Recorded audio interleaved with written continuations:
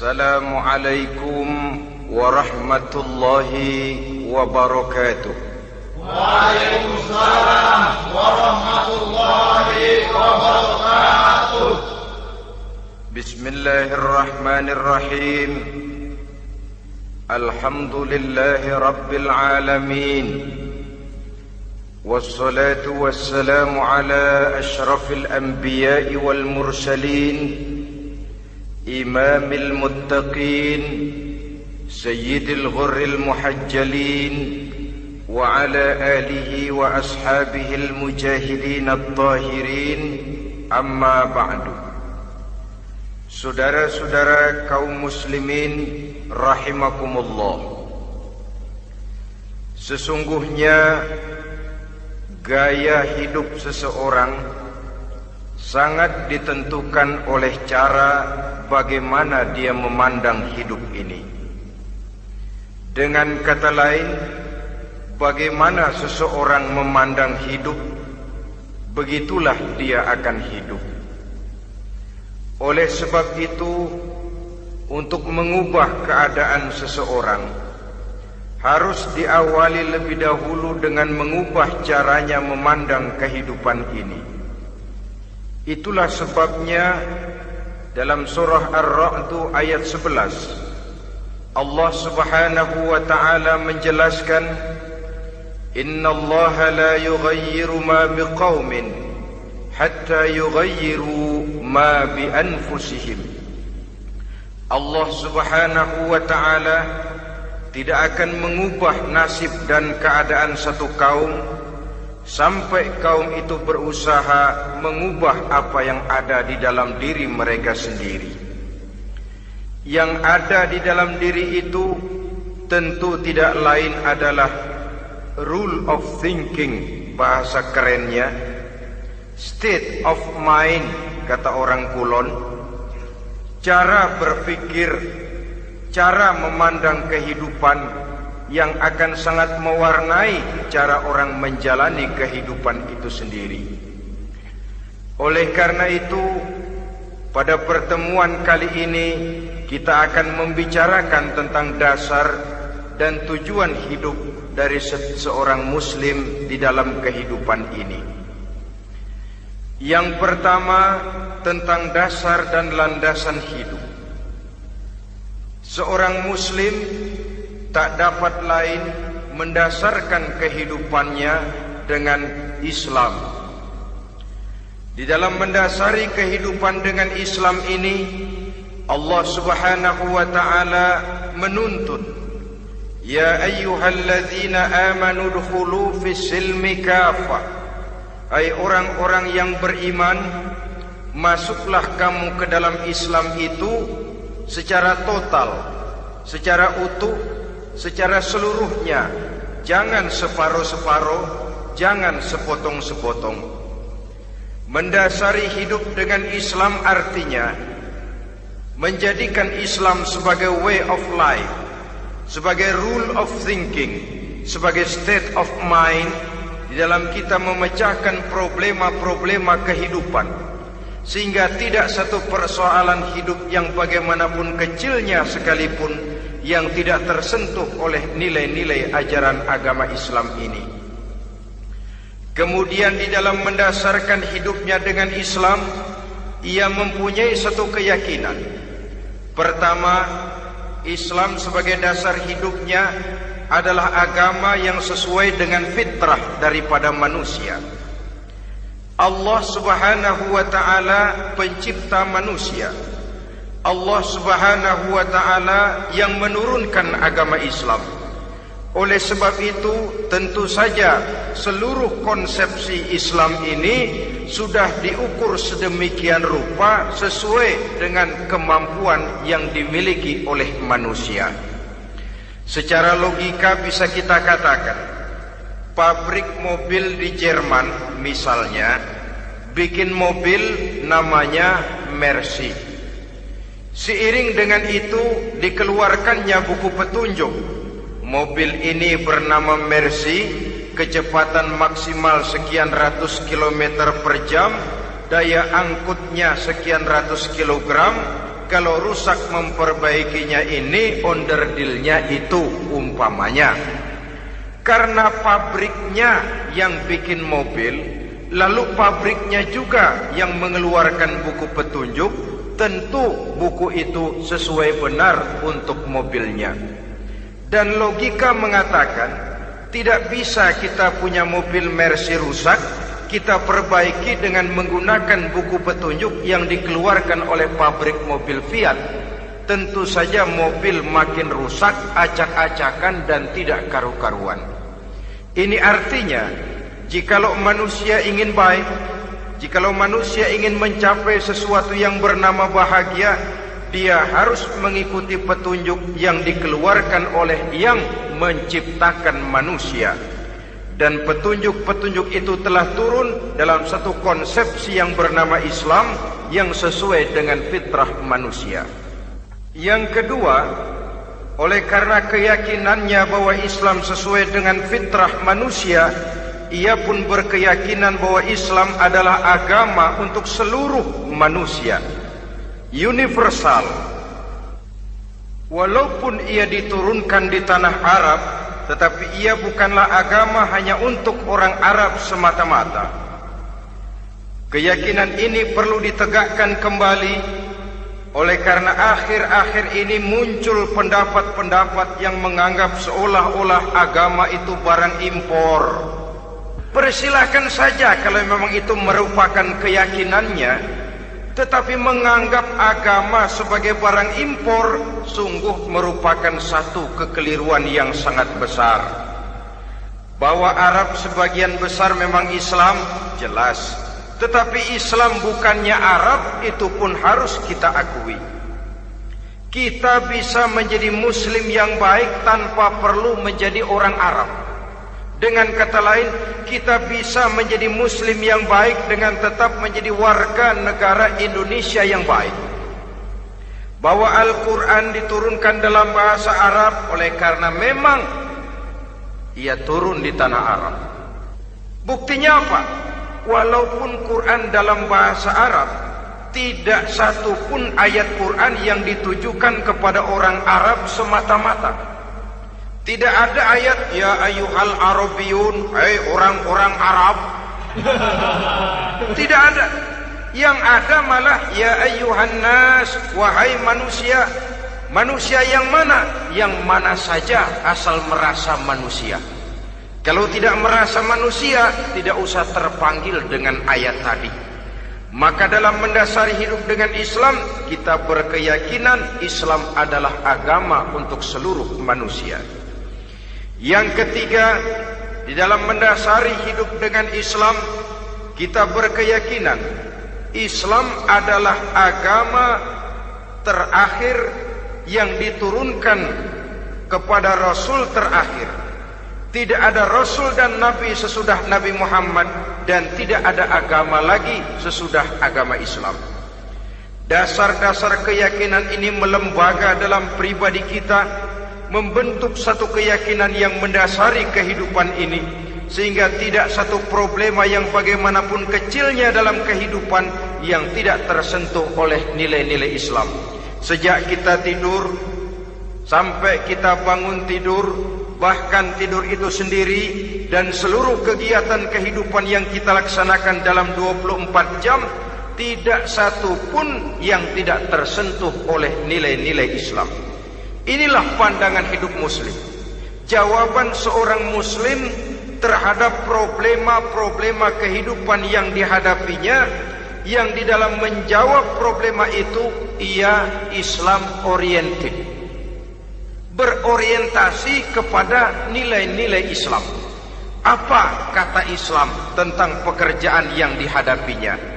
Halal kata Islam, halalah dia katakan. Haram kata Islam, haram dia katakan. Islam oriented. Barometer dalam perbuatannya tidak lain daripada nilai-nilai Islam itu sendiri. Dan kemudian di dalam mendasari kehidupan dengan Islam, ia berkeyakinan Islam adalah satu-satunya agama yang benar. Bahasa kerennya, Islam is the single one, the true religion behind the God. Satu-satunya. Keyakinan ini kelihatannya subjektif, tapi memang inilah pokok daripada kehidupan beragama. Saudara-saudara kaum muslimin rahimakumullah, kalau itulah dasar daripada kehidupan kita sebagai muslim, apa yang menjadi landasannya? Kalau dasar hidup kita Islam, maka landasan hidup kita tidak lain adalah Al-Quran dan sunnah Rasulullah sallallahu alaihi wasallam. Dunia penuh dengan orang-orang besar, dan setiap orang-orang besar itu mempunyai ajaran-ajaran yang pernah jaya, pernah dikumandangkan, didengung-dengungkan, naik ke panggung sejarah untuk kemudian tenggelam. Satu ajaran hanya akan langgeng, satu ajaran hanya akan tahan lama apabila dia turun dari sumber yang serba maha. Kalau dia turun dari manusia, maka sifatnya hanya musim. Yang namanya musim, saudara-saudara, namanya musim tidak bisa dilarang, tapi kalau sudah selesai habis sendirian. Itu musim namanya. Musim rambutan. Kalau datang musim rambutan, apa bisa dilarang? Gak boleh musim rambutan. Ya tidak bisa, dia akan tumbuh terus. Tapi manakala musimnya habis, habis. Begitulah nasib dari ajaran yang nisbi, relatif dan temporer apabila dia bersumber dari manusia. Maka satu ajaran hanya akan langgeng, tahan lama apabila dia turun dari sumber yang serba maha. Dan itu sudah turun bernama Al-Quranul Karim. Sedangkan sunnah, saudara-saudara, merupakan penjelasan dari apa yang oleh Quran tidak dijelaskan dalam bentuk yang detail, melengkapi apa yang oleh Al-Quran hanya disebutkan dalam bentuk garis besarnya saja. Baik Quran maupun sunnah kita sebut merupakan dasar, landasan yang primer. Sedangkan untuk memahami Quran dan sunnah, kita memerlukan pendapat-pendapat orang yang ahli di bidang itu. Dalam hal ini kita sebut saja dengan ulama. Dan ini merupakan sumber yang sekunder dari landasan hidup kita sebagai seorang muslim. Dua rel ini, Quran dan sunnah, merupakan landasan di mana kereta api Islam ini berjalan. Quran dan sunnah. Saudara-saudara kaum muslimin rahimakumullah, oleh karenanya marilah kita menjadikan Quran dan sunnah ini sebagai imam di dalam kehidupan kita. Bukankah Rasulullah sallallahu alaihi wasallam pernah memberikan pilihan, man ja'alal Qur'ana amamahu qadahu ilal jannah wa man ja'alal Qur'ana khalfahu saqahu ilan nar. Siapa yang meletakkan Quran di depannya, dijadikannya Quran sebagai imam dan dia sebagai makmum, maka Al-Quran akan membimbing dia ke surga. Ya, surga di dunia ini, lebih-lebih lagi surga di akhirat nanti. Sebaliknya, wa man ja'alal Qur'ana khalfahu, siapa yang meletakkan Quran di belakangnya, dia belakangi ajaran dan konsepsi Al-Quran, dia tinggalkan perintah-perintah Al-Quran, maka Al-Quran yang dibelakanginya itu akan mendorong dia ke neraka. Neraka dunia, lebih-lebih neraka di akhirat nanti. Pilihan terserah kita.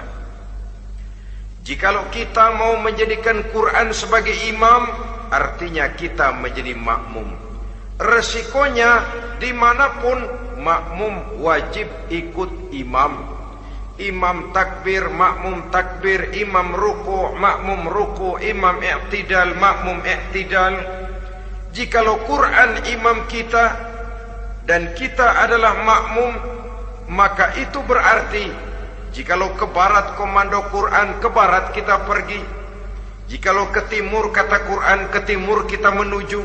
Jikalau halal kata Quran halal kita katakan, jikalau haram kata Quran haram kita ucapkan. Itu resikonya kita menjadi makmum, menyusun pola hidup yang lebih Qurani. Tapi sebaliknya, ke barat komando Quran, ke timur kita pergi, ke utara kata Quran, ke selatan kita menuju. Halal kata Quran malah kita tidak mau melaksanakannya. Haram kata Quran kita senang bukan main. Artinya kita mau menjadi makmum, dan Quran kita jadikan sebagai makmum, kita sendiri malah mau menjadi imam. Kita paksa konsepsi Al-Quran itu supaya sesuai dengan naluri kemanusiaan kita. Mengotak-atik hukum, menghalalkan yang haram, mengharamkan yang halal. Dikala itu landasan hidup kita sudah goyah, tidak lagi sebagai landasan tempat kita bertolak, tetapi malah menjadi satu landasan yang kita injak-injak. Sesungguhnya saudara-saudara, Quran tidak akan membawa berkah, tidak akan menjadi rahmatun wa syifaun lil mu'minin, menjadi penyembuh, menjadi rahmah bagi orang-orang beriman, apabila yang kita baca itu kita injak-injak di dalam kehidupan. Upaya menyusun hidup yang lebih Qurani ini seiring dengan usaha kita menjadi warga negara yang baik. Yang saya katakan di awal tadi, tidak saling dan tidak harus saling bertentangan. Jadi dengan demikian, dasar hidup kita sebagai muslim adalah Islam, dan landasan hidup kita tidak lain adalah Al-Quran dan sunnah Rasulullah Sallallahu Alaihi Wasallam. Ini landasan tempat kita bertolak. Ini yang mewarnai gaya kehidupan kita. Apapun yang mau kita lakukan, tempat kita bertanya lebih dahulu Quran dan sunnah. Saya mau melakukan pekerjaan ini, apa kata Quran? Saya mau pergi ke tempat ini, apa kata Quran? Saya mau berusaha dengan mengerjakan perusahaan ini, apa kata Quran? Merupakan landasan daripada kehidupan kita. Ini yang saya katakan tadi, membentuk rule of thinking, state of mind, bahwa gaya kehidupan kita diwarnai oleh landasan hidup yang bertumpu pada ajaran Al-Quranul Karim dan sunnah Rasulullah Sallallahu Alaihi Wasallam. Baiklah ya, ini yang pertama tentang dasar dan landasan hidup. Yang kedua tentang tujuan hidup. Kalau sudah ada landasan tempat kita bertolak, lalu kemana pantai yang akan kita tuju? Mau apa sih kita hidup ini? Berleha-leha, menjalani acara rutin, bangun tidur sampai tidur lagi, kemudian besok begitu lagi, sampai menunggu datangnya sang ajal? Atau ada satu tujuan yang akan kita capai di dalam kehidupan ini? Apabila kita teliti, maka Al-Quran mengajarkan tujuan hidup setiap muslim pada dasarnya ada dua. Pertama, kita sebut saja tujuan jangka pendek. Tujuan jangka pendek itu sasarannya dunia sekarang ini. Bentuknya horizontal. Targetnya agar setiap pribadi muslim menjadi rahmatan lil alamin, rahmah bagi lingkungannya. Inilah yang oleh agama dinamakan hablum minan nas, yang isinya adalah ilmu dan peradaban. Jadi dunia dan seluruh isinya merupakan tujuan jangka pendek saja.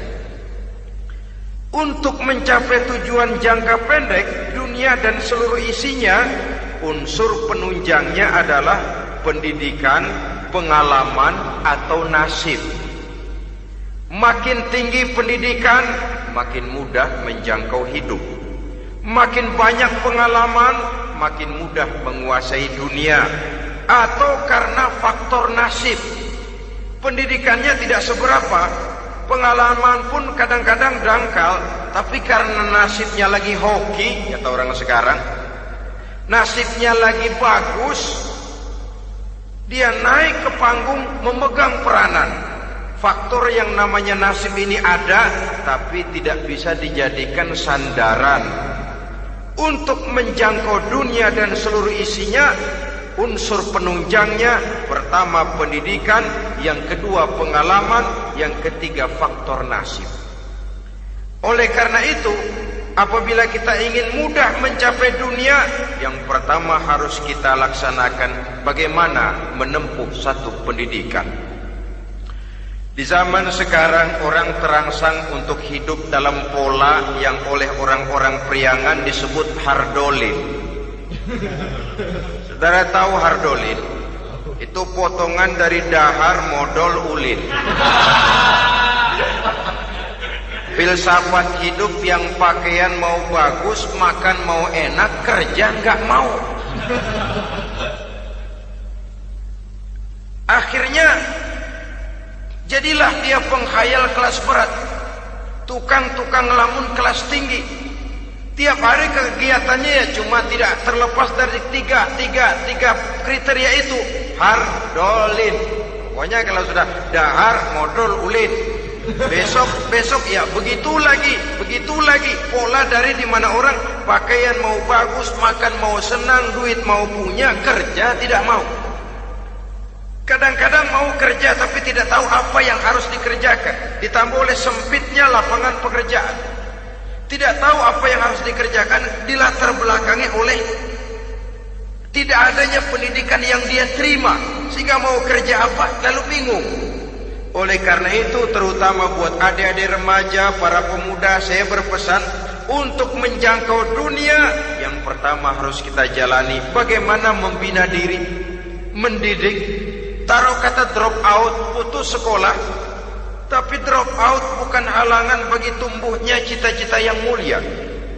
Bahkan ada orang bilang many a great man starts as a newspaper boy. Banyak orang-orang besar yang memulai pekerjaannya dagang koran. Putus sekolah bukan merupakan halangan bagi tumbuhnya cita-cita yang mulia. Dan tidak sedikit orang-orang besar yang tidak keluaran perguruan tinggi. Tidak sedikit orang-orang besar yang tidak merupakan produk dari perguruan tinggi tertentu, tapi kerajinannya belajar, banyak membaca, banyak bergaul, autodidak. Syukur kalau masih bisa menempuh pendidikan yang formal. Kekurangan ekonomi, kemiskinan keluarga jangan menjadi penghalang bagi tumbuhnya cita-cita yang tinggi untuk menempuh karier pendidikan yang baik. Ini memang pahit, tapi bagaimanapun kata orang, lebih baik makan singkong beneran daripada makan roti ngimpi. Artinya jikalau memang perlu, lebih baik sekolah sambil dagang koran, nyemir sepatu, parkir mobil, daripada hardolin itu tadi. Tanpa prospek hari depan yang ada artinya.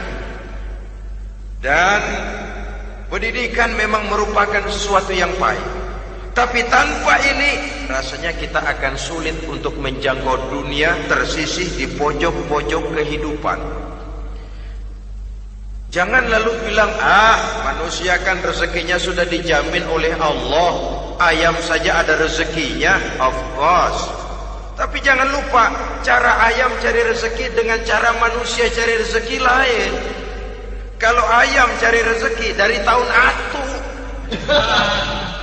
modalnya cuma ceker sama patok. Kalau ayam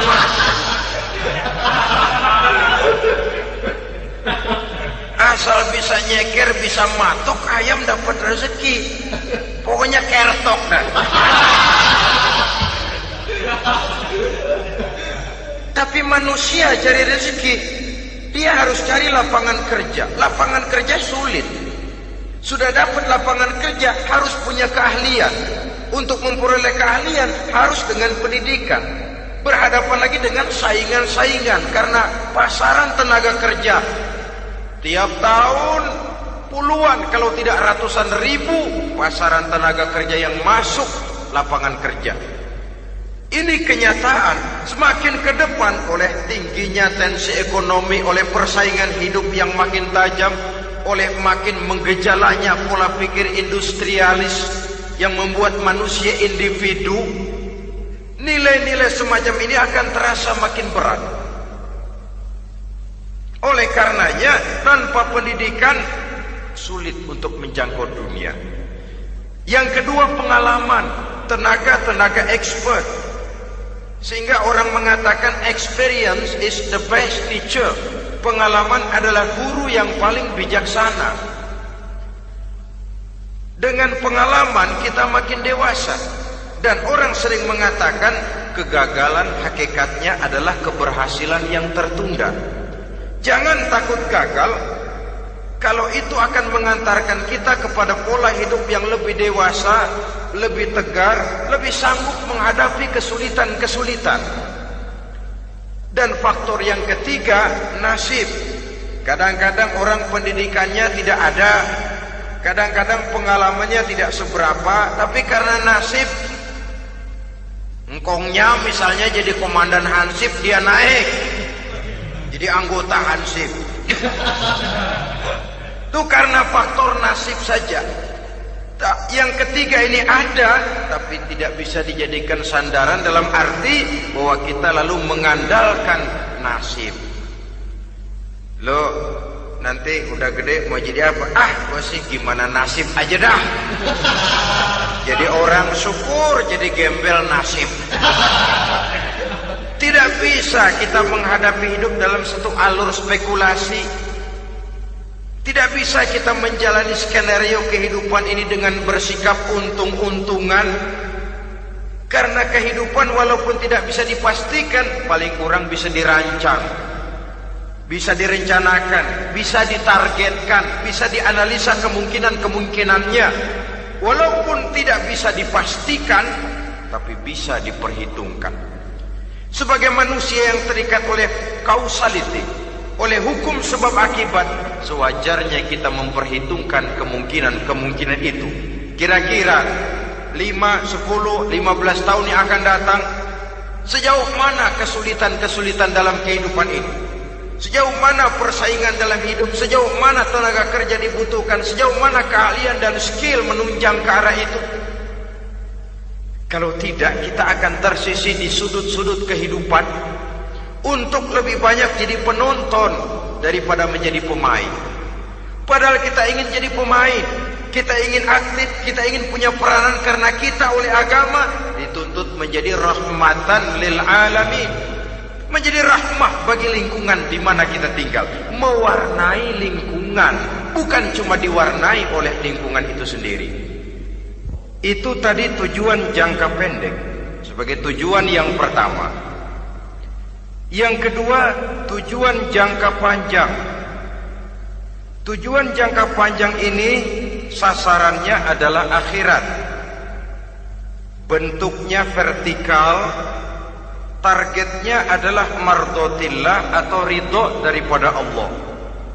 Dan ini yang oleh agama dinamakan dengan hablum minallah, tali vertikal yang menghubungkan manusia langsung dengan Tuhannya.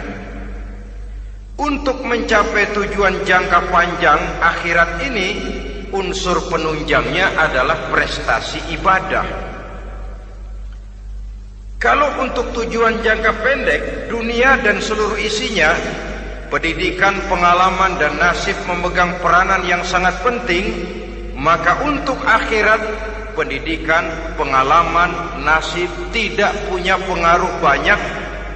Unsur penunjangnya adalah prestasi ibadah.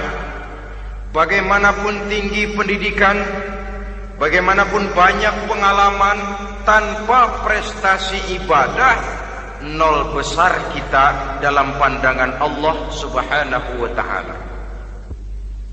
Saudara-saudara kaum muslimin rahimakumullah, itu sebabnya seorang muslim sholat, puasa, haji, zakat, yang kalaupun ada target dunia, itu cuma side effect saja. sekedar satu efek sampingan. Target utamanya tetap tujuan jangka panjang, akhirat dan ridho Allah. Kenapa kita sholat? Untuk mencari ridho Allah. Kenapa kita laksanakan ibadah haji? Untuk mencari ridho Allah. Kita bangun di keheningan malam untuk mencari ridho Allah. Kalau ada akibat dunia, itu cuma akibat sekunder saja. Ada misalnya orang karena tekun ibadah rezekinya lancar, itu baru persekot, baru tanda jadi. Kadang-kadang persekotnya saja sudah nikmat kok, apalagi cashnya, kontannya. Sebaliknya kalau ada orang rajin ibadah rezekinya seret, jangan jadi alasan. Kok lu nggak sembahyang? Alah, tetangga gua rajin sembahyang melarat terus. Ya memang sholat itu bukan dengan target dunia, target akhirat, saudara-saudara. Oleh sebab itu, seorang muslim adalah seorang yang berpandangan luas, berjiwa lapang. Maksudnya apa? Tujuan jangka pendek dan jangka panjang ini harus dia raih kedua-duanya.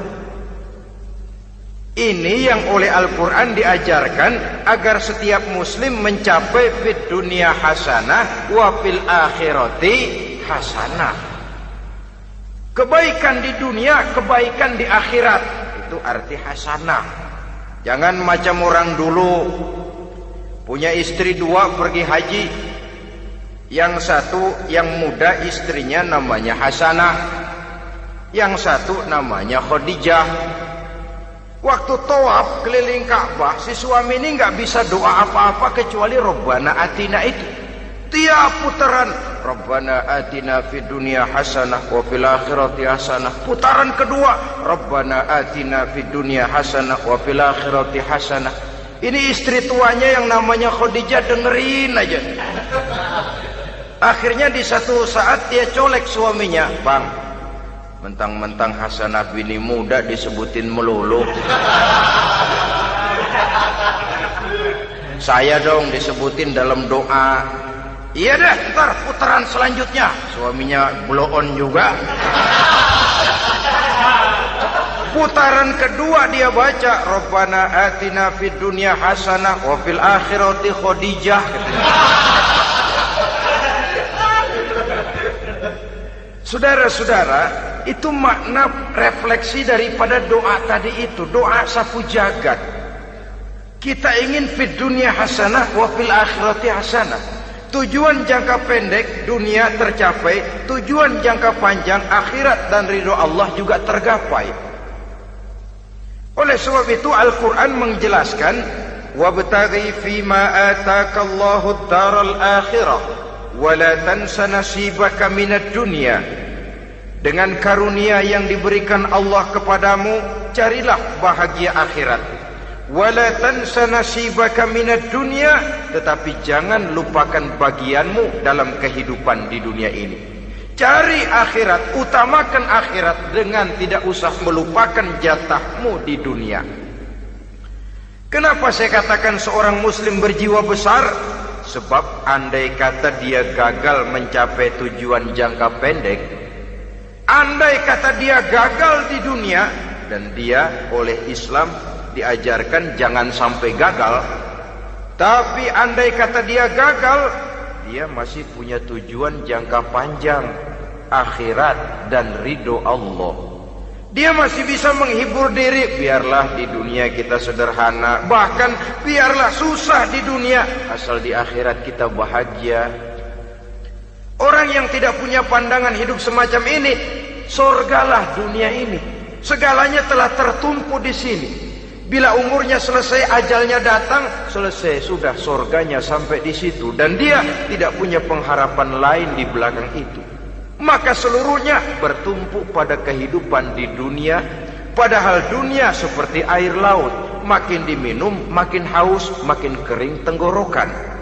Dunia yang diperturutkan menyeret manusia ke dalam lingkaran setan, terjebak dalam sifat yang namanya tamak bin rakus alias serakah.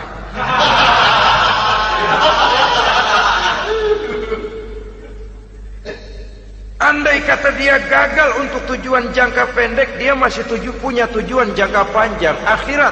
Dia masih sanggup berkata, biar di dunia kita sederhana, bahkan biar kebelangsak sengsara susah di dunia, asal di akhirat kita bisa bahagia. Kan masih ada harapan. Yang paling bangpak,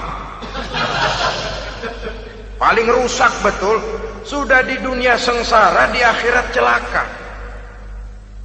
Di dunia rumahnya gubuk, pinggir kali miring, asal hujan bocor, utang selebar warung. Bayang kagak, ngaji enggak, puasa enggak, saban malam merit mulu. Saudara hadirin yang saya hormati, lalu kapan mau bahagia kalau sudah di sini susah, di sana akan susah juga.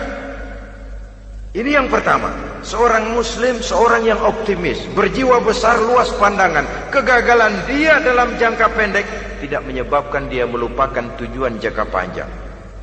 Yang kedua, positifnya apa?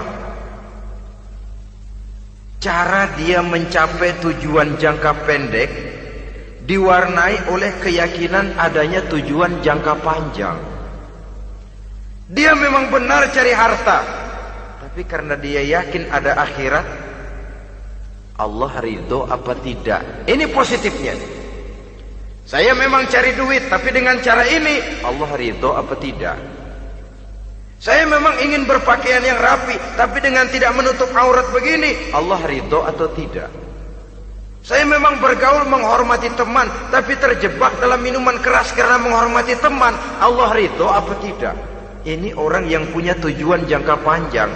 Segalanya diberikan bingkai dengan pertanyaan, Allah ridho atau tidak.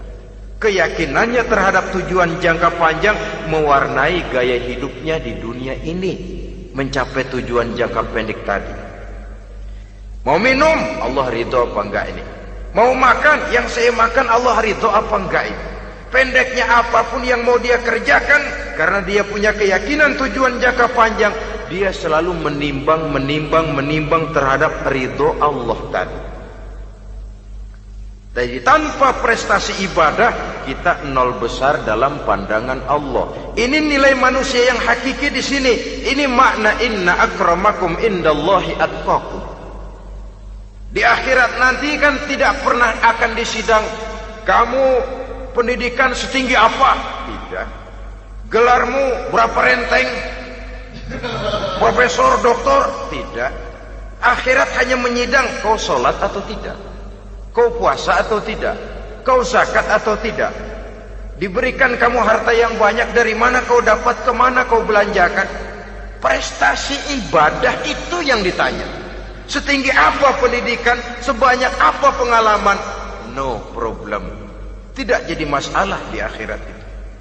Prestasi ibadah itu yang akan kita persembahkan di hadapan Allah. Itu makna inna akramakum indallahi atqakum. Kerbau dinilai dari dagingnya, makin gemuk makin mahal harganya.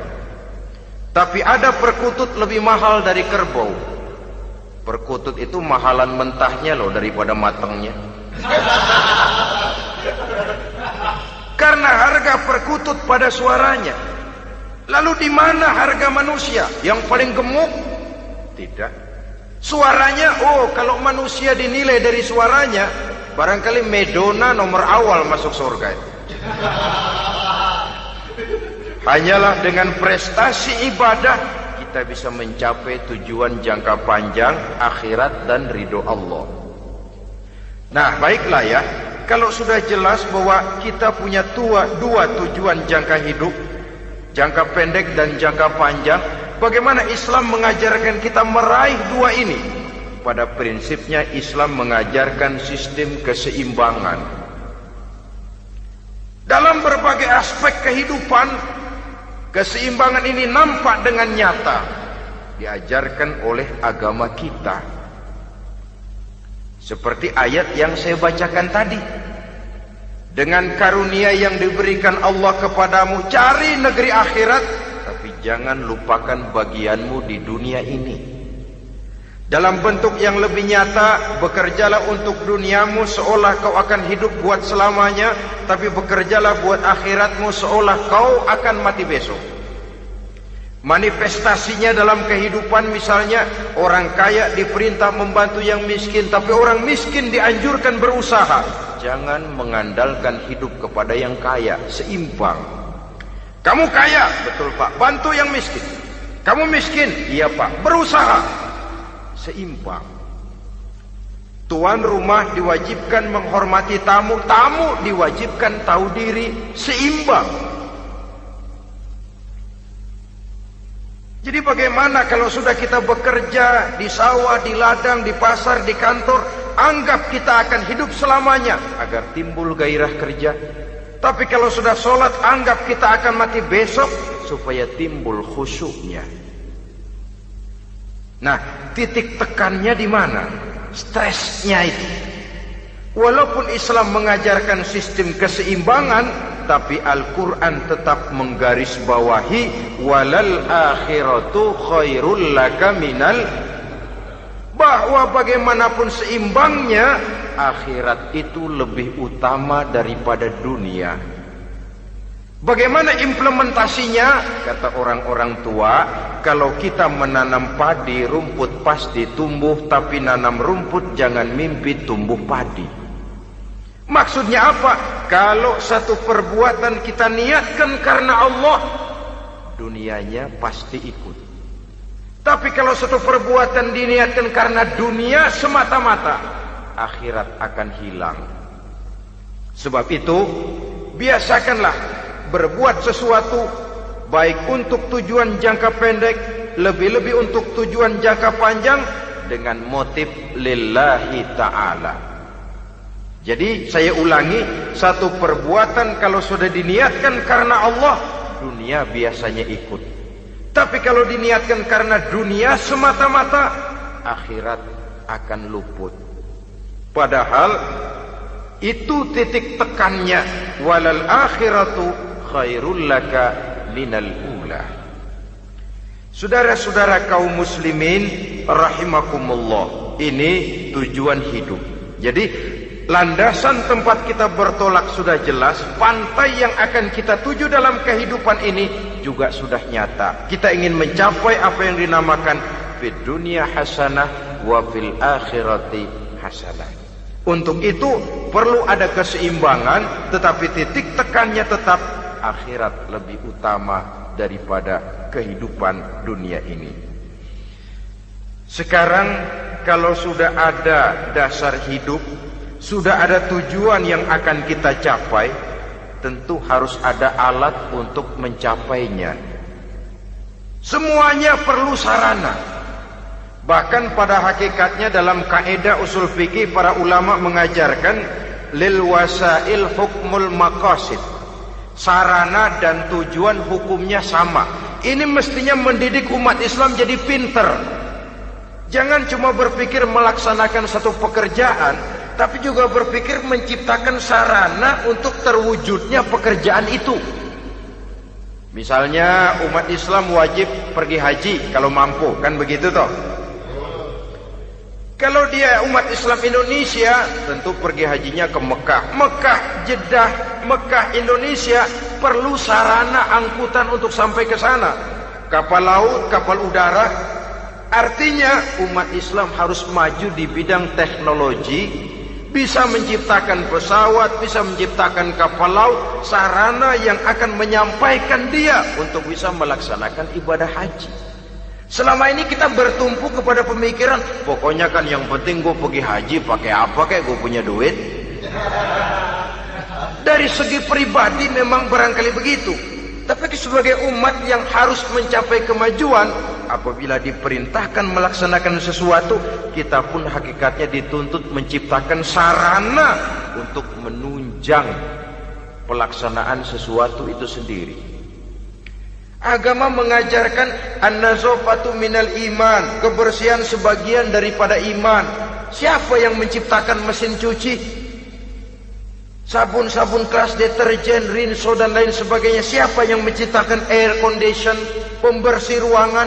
Kita hanya berpikir pokoknya kan bersih, mau pakai apa kek. Kita jarang yang berpikir kepada pewujudan teknologi modern untuk menerjemahkan hadis itu. Syukurlah belakangan ini sudah muncul teknokrat-teknokrat muslim yang dijiwai oleh semangat Al-Quran membuka tabir rahasia konsepsi Islam di lapangan teknologi modern yang makin lama makin menunjukkan tuntutan kebutuhan daripada umat itu sendiri. Dengan demikian, apabila ada tujuan hidup, kita memerlukan alat untuk mencapai tujuan tadi. Supaya tujuan fid dunya hasanah wa fil akhirati hasanah tercapai, apa alat yang harus kita pakai? Kita lihat surah At-Taubah ayat 111 memberikan jawaban. Innallaha ashtara minal mu'minina anfusahum wa amwalahum bi anna lahumul jannah. Sesungguhnya Allah telah membeli dari orang-orang beriman diri mereka, harta mereka, bahwa sesungguhnya bagi mereka adalah surga. Coba kita simak ayat ini sejenak, akan nampak dengan jelas bahwa ayat ini hakikatnya merupakan satu transaksi yang nyata benar antara kita dengan Allah. Transaksi jual beli sudah terjadi, dan itu langsung dengan Allah, tertuang dalam pernyataan Quran. Pembeli Allah, penjual kita orang-orang beriman, dagangannya adalah anfus dan amwal, harganya adalah surga. Itu sudah tanda tangan pernyataan kita siap jual beli ya Allah. Apalagi baiat kita apa? Inna solati wa nusuki wa mahyaya wa mamati lillahi rabbil alamin. Solatku, ibadahku, hidup dan matiku cuma untuk Allah Tuhan seluruh sekalian alam. Minimalnya 5 kali sehari semalam baiat ini kita ulang dan kita ulang. Kenapa lalu kita tidak konsekuen? Dalam konteksnya dengan persoalan, maka alat hidup kita itu ada 2. Pertama, anfus. Ini bentuk mufrad dari jamaknya, bentuk jamak dari mufrad nafsun. Biasa diterjemahkan dengan diri.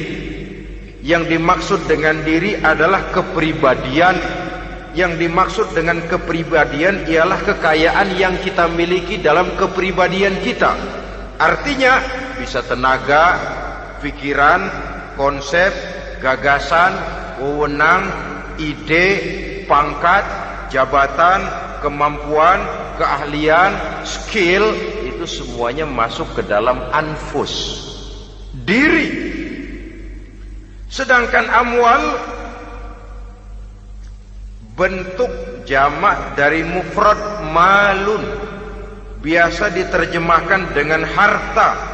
Pengertian di sini ialah seluruh bentuk-bentuk materi yang berada di bawah kekuasaan kita. Bisa rumah, bisa uang, bisa tanah, bisa kebun, bisa pabrik, bisa peternakan, itu semuanya amwal. Nah, baik anfus maupun amwal, diri, tenaga kek, pikiran kek, harta kek, pangkat kek, jabatan kek, wewenang kek, keahlian kek, untuk tujuan jangka pendek harus jadi rahmah bagi lingkungan. Untuk tujuan jangka panjang harus menunjang jalan menuju ridho Allah. Jadi kalau pangkat kita menjauhkan kita dari ridho Allah, itu bukan nikmat tuh, azab. Punya pangkat bukan melakukan kebaikan, malah melakukan kejahatan, setidak-tidaknya berdiri di belakang kejahatan. Melindungi perbuatan-perbuatan munkar. Dalam kelas kakap melindungi korupsi, dalam kelas teri jadi backing tukang koprok.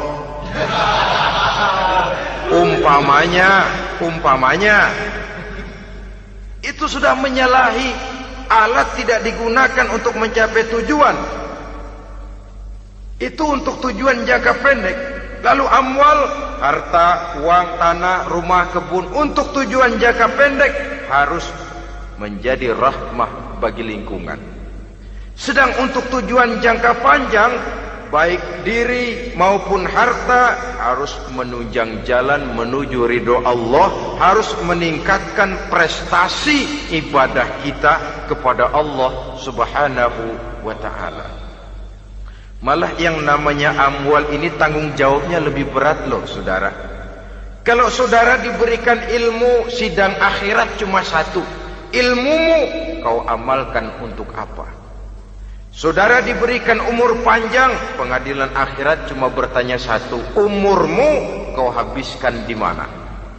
Tapi saudara diberikan harta, pertanyaan akhirat dua, hartamu kau dapat dari mana? Kau belanjakan kemana? Dari mananya dan kemananya ditanya, depan belakang. Wah, kadang-kadang kan ada orang hartanya didapat dari jalan yang halal, dibelanjakan di jalan haram. Kerja peras keringat banting tulang setengah mati, begitu dapat duit beli buntutan, muter-muter kertas cari kode. Didapat dari jalan halal, dibelanjakan di jalan haram. Atau didapat dari cara yang haram, dibelanjakan di jalan yang baik. Menang judi, nyumbang pesantren.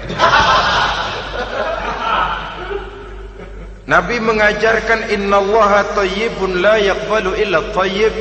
Allah itu baik dan hanya menerima yang baik-baik saja. Tidak bisa mencuci kain dengan air najis. Kain akan tetap kotor. Saudara-saudara kaum muslimin rahimakumullah. Oleh karenanya masalahnya terpulang kepada kita, pandai-pandailah membagi orientasi. Suatu saat tenggelam kita dalam kesibukan dunia dan seluruh isinya untuk mencapai tujuan jangka pendek. Lain saat tenggelam kita memfanakan diri untuk mencapai tujuan jangka panjang, akhirat dan ridho Allah. Karena kehidupan ini bukan berjalan tanpa batas. Umur ini bukan satu karunia tanpa pertanggungan jawab.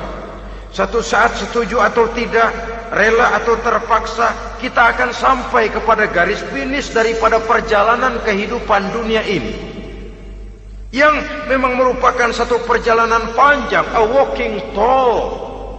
Kata orang Kulon, a walking tall, satu jalan yang demikian jauhnya.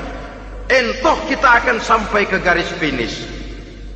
Bila datang ajal, senja kehidupan datang, malam menyelimuti. Datangnya tidak pernah kita sangka, tapi sekali dia datang, tidak satu kekuatan yang bisa menolak.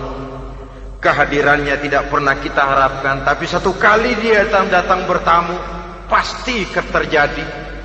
Dan itu pasti akan kita temui. Alangkah malangnya pada saat kembali itu datang, kita tidak punya prestasi ibadah. Lalu apa artinya prestasi dunia? Apa artinya tujuan jangka pendek kalau kita harus kehilangan tujuan jangka panjang? Rumah kita yang besar, pangkat kita yang tinggi, harta kita yang banyak, bisakah menolong kita untuk kalau sudah kumpul di padang mahsyar nanti? Malaikat, jangan gebugin saya, rumah saya harga 2 miliar.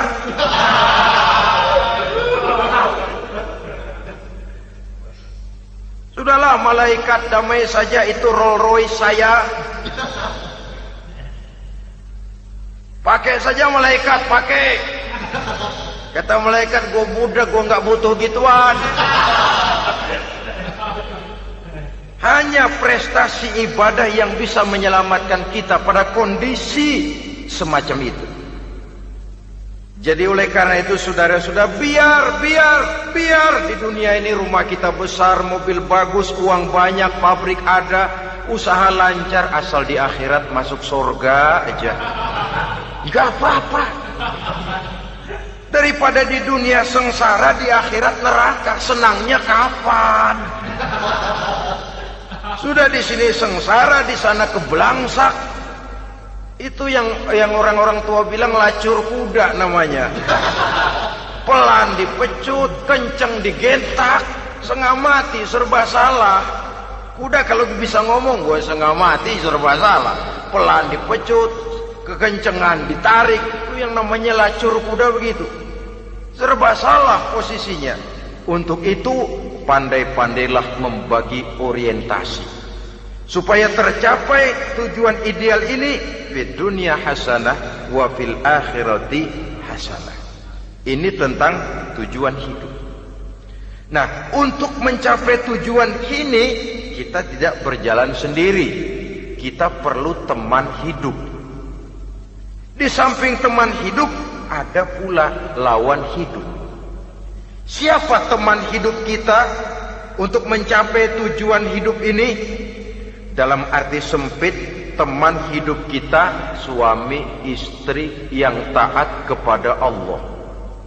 Suami istri lebih dari sekedar satu pasangan, juga saling melengkapi, merupakan bagian daripada kehidupan. Suami adalah teman istri, istri adalah teman suami untuk mencapai tujuan hidup tadi, mencapai fid dunya hasanah wa fil akhirati hasanah. Seiring, seirama, selaras, serasi, seimbang, kata orang sekarang. Teman dalam arti sempit. Adapun teman dalam arti luas, setiap orang yang pandangan hidupnya sama dengan kita, setiap orang yang akidahnya sama dengan kita, terlepas dari suku bangsa apapun, warna kulit apapun, bahasa apapun, jikalau keyakinannya sama, pandangan hidupnya sama, dia adalah saudara kita dalam artian yang luas. Islam tidak kenal teritorial, maka tidak ada itu Islam Jepang. Ya walaupun secara formalnya ada, tapi informal Muslim adalah Muslim, diikat dengan akidah. Itu teman hidup. Lalu lawan hidup siapa? Pertama iblis, dalam segala bentuk dan implementasinya. Yang kedua, setiap orang yang pandangan hidupnya tidak sama dengan kita secara ideologis, itulah lawan hidup kita. Maka yang teman jadikan teman, yang lawan jadikan lawan. Jangan teman dijadikan lawan, lawan dijadikan teman. Itu namanya kopiah dipasang di kaki, pak bakyak naik ke jidat. Wajar kalau kepala lalu jadi benjol. Salah milih teman, salah cari lawan. Salah milih teman, salah cari lawan. Akibatnya kita yang akan susah di kemudian hari nanti. Saudara-saudara kaum muslimin rahimakumullah, oleh karenanya pandai-pandailah dalam hidup ini.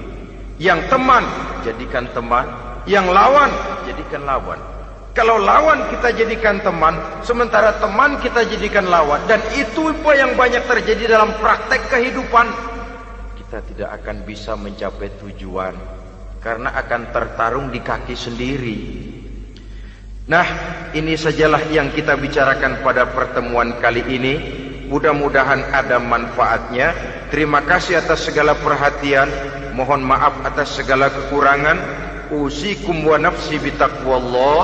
Wassalamualaikum warahmatullahi wabarakatuh. Waalaikumsalam warahmatullahi wabarakatuh.